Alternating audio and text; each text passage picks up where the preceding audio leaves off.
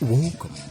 It's a new YouTube channel here. Wajuri kwa msugulu dziko lino Dr. Michael Use anali mboma la Mwanza komwe iwowa amene ntchito zachitukuko komanso kuyambirana ndi nzika zinthu zosiyanasiyana mdziko muno. Izi ndimwe zina zomwe wajuri kwa msuguliyo wayankhula lero mboma la Mwanza.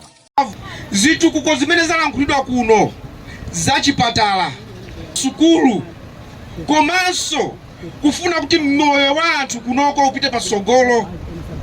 Ngati mukufuna ndipo nzoti mukufuna kuti zipitirire ndi vote. Ndi vote. Ifenso tikamabwera kumasapanga kampeni kuno kukuuzani zeni kuti mumvese bwino zimene zozo muzakhale ndi vote m'manja.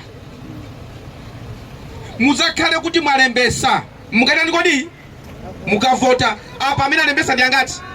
Alembesa ndi angati? Alembesa ndi angati? Amene kuti tukavota ndi angati?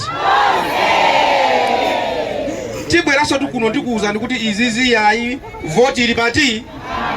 Vote ili pati? Leo tabwerera kampeni ngati? Koma tikuti zitukuko zimene zikuchitikazi tizakuuza ndi vote ili pati?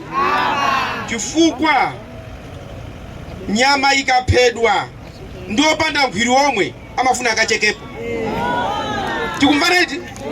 Nyama ikaphedwa ndiopanda mphiri omwe amatani kodi?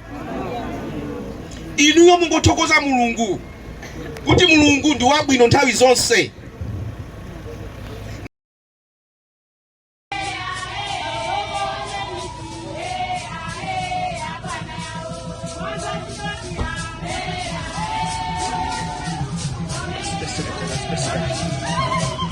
That's